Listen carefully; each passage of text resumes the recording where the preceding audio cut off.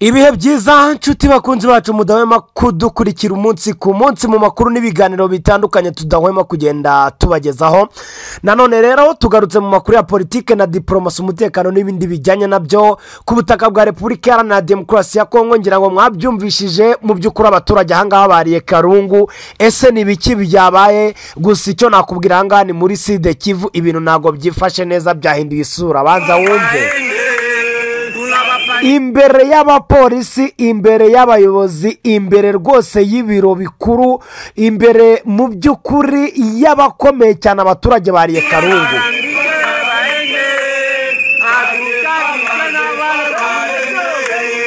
Ndakumenyesha yuko abangaba barimo baramagana burundu igisirikare cya leta ya Kongo FARDC.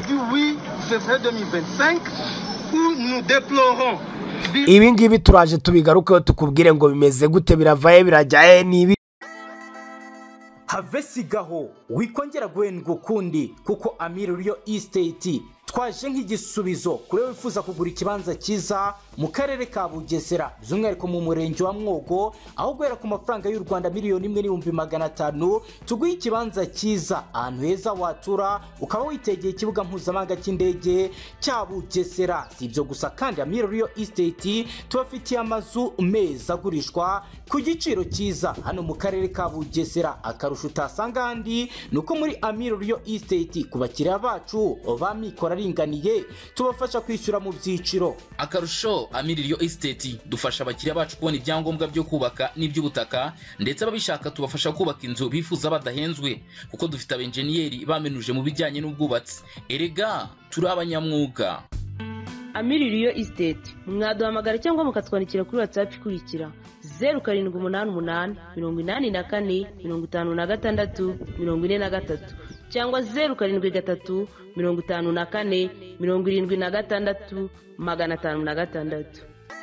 Hamwe na Amiruriyo Estate turaheza.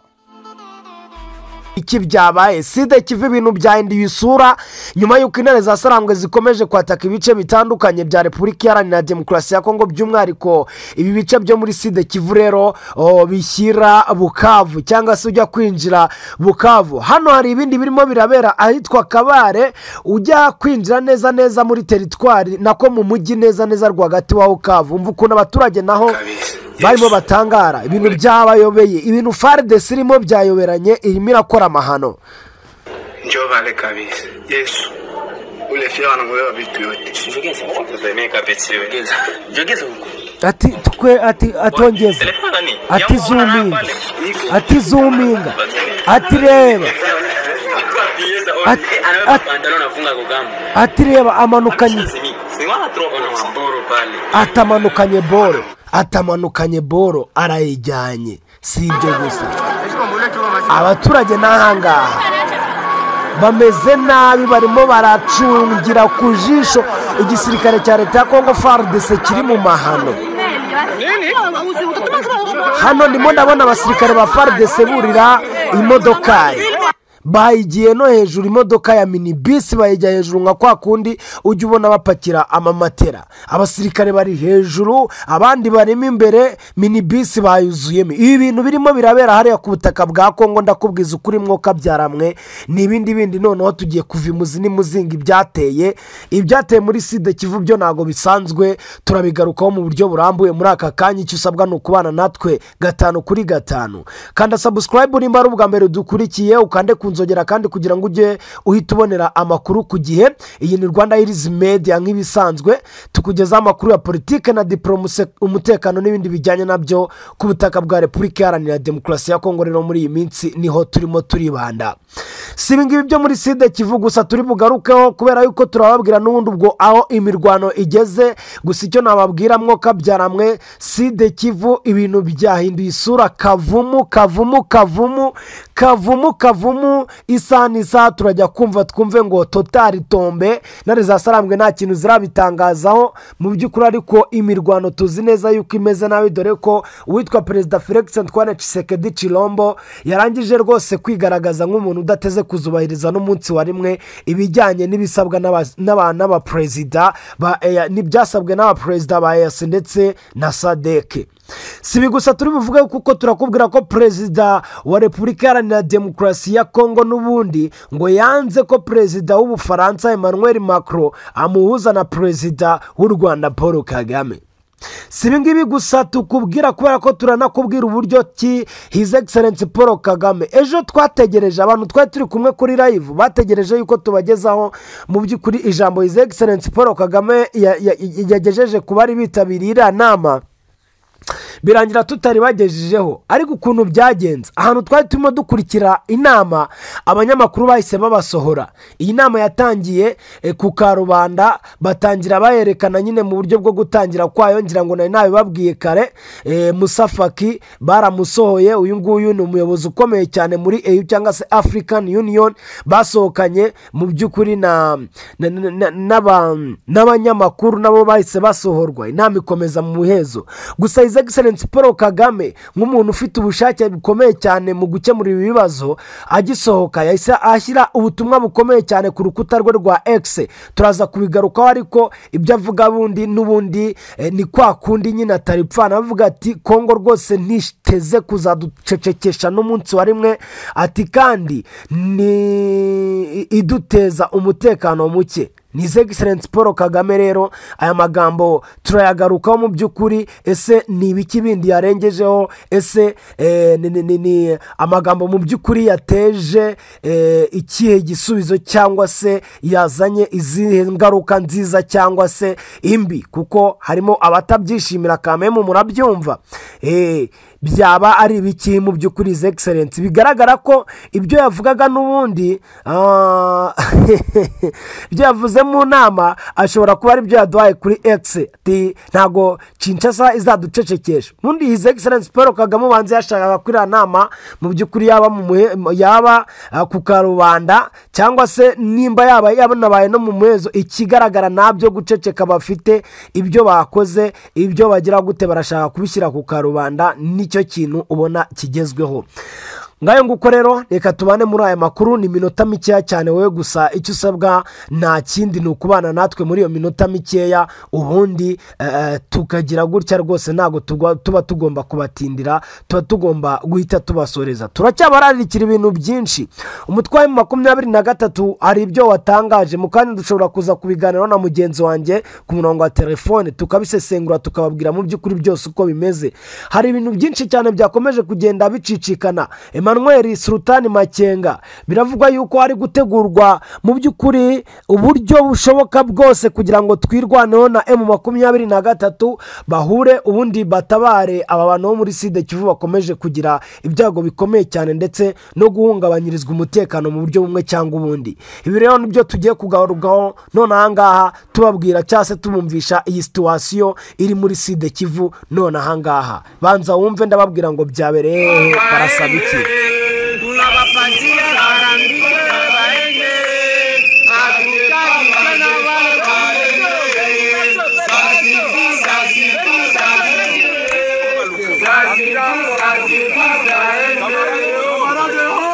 Ati sasifi nibaende tunabapatia nibagende.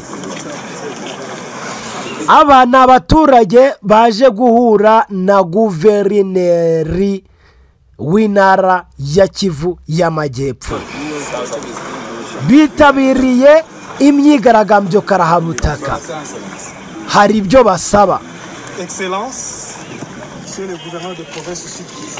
Ati urabyumva neza barimo barabanza bakamusuhuza Excellency wa guverineri w'intara Kivu y'Amajyepfo. Population de Miti, Kavumu, Katana, Kabamba, Bushumba et pourquoi pas dans toute la partie nord du territoire de Kabare est indignée.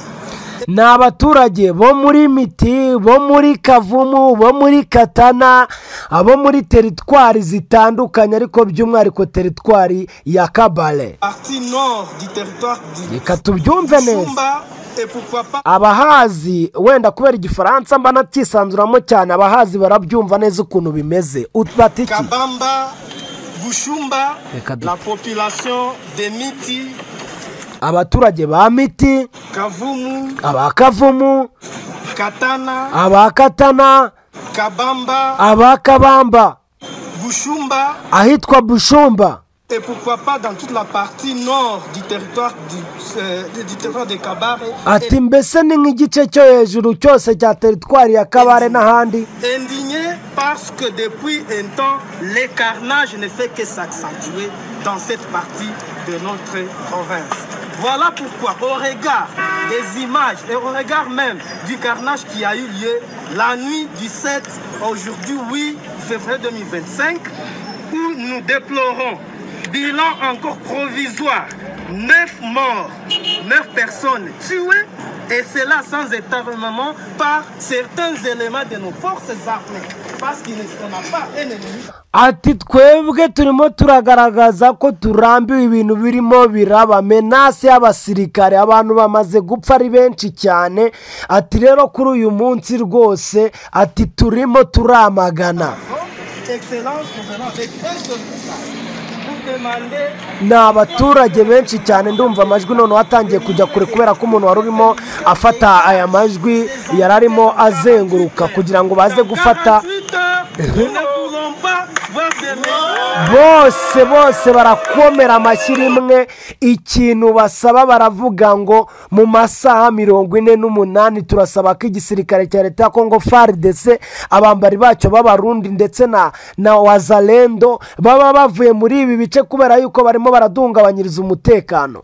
Mbibutse ko ibyo bice ni ibice n'ubundi byegereye n'ibice umutwe wa M23 uri kwataka, ariko igisirikare cya leta ya Kongo FARDC kikaba cyarabuze ayo gicira nayo kimira. Organization yabo wapi, ikijyanye no kubona amafunguro wapi, kwideplasa wapi, barimo bariba isaha n'isaha. Ndaje mbajyane ahantu muri za Kabara aho bari barimo barasaboro mu mazu, nabonye bagenda barasaboro bagahita birukanka bagatega amamoto. Abaturage bakavuga bati mu by'ukuri ibi bintu ni ibiki, ntago byumvikana. Nous ne pouvons pas avoir des militaires dans ces entités de Kabare Nord. C'est inconcevable que là où il y a l'ennemi qui approche, nos militaires puissent nous terroriser ainsi. Voilà pourquoi nous sollicitons que dans 48 ils puissent avoir dégagé pour qu'on puisse chercher les vrais militaires qui ont, n'est-ce pas, le sens de pouvoir nous défendre. Et cela, s'ils ne quittent pas dans 48 heures, la population, elle... Ati rwose mu masaha 48 bibe birangiye babe bavuye ahangaha. Aba ni abaturage bo muri teritwari ya Kabare. Kabare ni Kabare, abaturage ba Kivu y'Amajyepfo rwose barasaba abasirikare ba leta kuva ku butaka bwabo mu masaha 48 nyuma y'ubwicanyi bukomeje kugirirwa. Rero abaturage bavuga ko mu by'ukuri rero bategereje M23 nta kintu na kimwe bitayeho, barakaye cyane. Baravuga bati iki nicyo gihe rero reka tubirukane rwose, turabasezereye, turabigusabye nyakubahwa guverinoma w'intara ya Kivu y'Amajyepfo. Ngira ngo ibintu ntago byoroshye, ntago ibintu byoroshye. barayibereye, barakaye, bariye karungu, baravuga bati ntago ibi ngibi dushobora kubyihanganira na rimwe. Saha rero gusa kuko za Kabare koko ibice byose igisirikare cya leta ya Kongo FARDC ndetse na wazalendo batangiye gukora ikintu cyitwa ubusahuzi, bari kwiba cyane. Muyungu yanditse ati DRC kuva ku ifasi ya Kabare kugera mu mujyi wa Bukavu, FARDC wazalendo barimo barakora ubwicanyi ndetse no gusahura imitungo y'abaturage. Ati bararasa amasasu akangiza byinshi cyane ndetse amasasu atagenzuwe. Ati kugira ngo nabo barusheho ibintu kubizambya nuko bakomeza guteza akavuyo mu baturage. Mw'abantu mwe mwibuke ko ibi bintu bijya kuba umujyi wa Goma ujya gufatwa, nuko nguko neza byari bimeze. Igisirikare cya leta ya Kongo FARDC na wazalendo bari baramaze kuba benshi hariya muri Goma, batabona amafunguro, batabona ibiki, nta organization namba bafite, bakajya bajya kwiba abaturage buri munsi. Goma ntihaburaga umuntu bapfa, niyo matangazo twahoraga dutanga. Ubu rero tuvugana ibintu byakomereje muri Bukavu. Ibi bintu se murumva murumva biragenda bite? Murumva se ba Lawrence Kanyuka, murumva Makenga, murumva Colonel Nanga, murumva Bisimwa, murumva bande yande bari bwemere kurebera ibi bintu? Ntago bishoboka. Reka wumve. Ahangaha video iragaragaza abasirikare ba FARDC bigaragara ko barimo barasohoka mu mazu y'abaturage bafite imbunda, bamaze gusahura. Bafashe akamodoka k'umuhondo, noneho aka kamodoka bakaragenda bagapakingamo ibintu byinshi cyane. Bamwe babura aho bajya, bamwe bajya hejuru nka kwa kundi bajyaga batwara amamatera, abandi bajya ku ruhande. Ibintu mu by'ukuri byahinduye isura, ibintu bimeze nabi cyane hariya. Aha naho n'ubundi ngo ni muri ibi bice nyine bya Katana, ni imwe mu mijyi mbese igiye itandukanye muri teritwari zitandukanye. Umva ahangaha noneho harimo harajya havugira n'amabombe bari gusahura.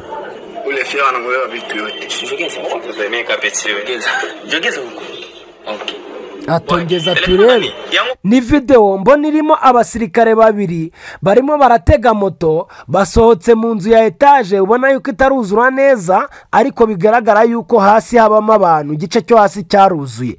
Bafite boro utamenye ariyo kuko ababafirimye bari kure, ariko bagiye kurira moto, umwe afite boro, undi afite imbunda, n'undi afite indi mbunda. Imizigo umwe bari kuyizirika kuri moto, none undi awufite mu ntoki arimo araza. Abaturage bari bavuga ati yaba twari dufite imbunda ngo tubarase. Ati reba boro hariya. Ni abagome cyane. Uyu mumotari afite n'umupanga umuhoro. Ati mundebera imbesire. Umva abaturage bageze aho batuka abasirikare ngo ni imbesire. Ati waduha nk'urusasu natwe tukabirasa.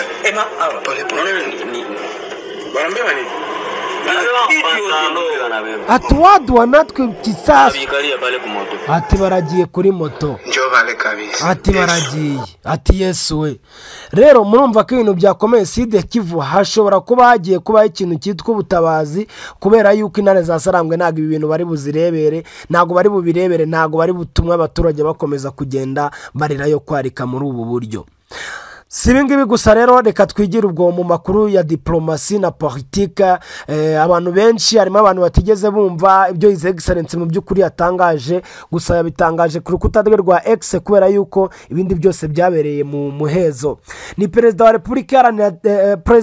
Repubulika y'u Rwanda mu mbabarire yitabiriye inama ya EAC ndetse na SADC yiga ku kibazo cy'umutekano mu burasirazuba bwa Repubulika Iharanira Demokarasi ya Kongo. Yavuze yuko mu by'ukuri ngo iki gihugu kitacecekesha u Rwanda, kandi ngo ari cyo cyananiwe gukemura ibibazo byacyo, binagira ingaruka no ku Rwanda. Perezida wa Repubulika y'u Rwanda Paul Kagame rero yagize ati DRC ntishobora kutubwira gusa guceceka mu gihe birimo guteza ikibazo cy'umutekano muke kuri iki gihugu cyacu. Ntawe ushobora rwose kutubwira ngo duceceke. Twinginze DRC n'abayobozi bayo kuva kera cyane. Twaganiriye ku bibazo bihari, dusaba DRC kubikemura, barabyanze. Yunzemo ati ntitwongera gukora indi nama imeze nk'izindi nyinshi. Ntitwongera gukora inama imeze nk'izindi nyinshi twagize. Ntidushobora rwose gukomeza guca hejuru y'ibibazo ibirimo kubera hariya. Ni intambara y'amoko imaze igihe kinini cyane. Kubuza abantu rero uburenganzira bwabo ndetse no kugaba ibitero ku Rwanda, mugomba rwose kumenya no kubaha uburenganzira bwa muntu, kandi mugatera intambwe mugakemura ibibazo. Perezida Paul Kagame yakomeje agira ati iyi ntambara yatangajwe na Repubulika Iharanira Demokarasi ya Kongo, kandi nta ruhare u Rwanda rwayigizemo. Yarazanywe gusa ishyirwa ku bitugu byacu, maze dusabwa kuyigira iyacu. Mureke rwose tuyifashishe twifashishije iyi nama yige kuri ibyo bibazo byose kandi tubone igisubizo kirambye. Ni inama rero mu by'ukuri rero yitabiriwe n'abakuru b'ibihugu bitandukanye byo mu miryango ya EAC ndetse na SADC, ikaba rero yabereye i Dar es Salaam muri Tanzania kuri uyu wa gatandatu tariki ya 8 Gashyantare 2025. ngira ngo uramwumva His Excellence Paul Kagame rero ntago ajya aripfana rwose habe na gatoya. Biragaragara yuko mu by'ukuri ahangayikishijwe n'ibibazo ndetse kandi isaha n'isaha ari tayari gutanga umusanzu we mu buryo butandukanye. Reka tugire gutya dusoreze kuri iyi nkuru mu by'ukuri y'uwitwa Perezida Emmanuel Macron ngo uwagiriye inama rwose Tshisekedi ariko akaba yaramunaniye. Ni Perezida wa Repubulika Iharanira Demokarasi ya Kongo Felix Antoine Tshisekedi Chilombo ngo yanze rwose ko mugenzi we uyobora Ubufaransa Emmanuel Macron amuhuza na Perezida Paul Kagame. Ni ikinyamakuru Jeune Afrique rero cyatangaje yuko Perezida Kagame na Macron bemeranyije guhurira i Paris mu Bufaransa ubwo hazaba hari inama ku bwenge bw'ubukorano AI ndetse iteganyijwe itariki ya 10 n'iya 11 Gashyantare.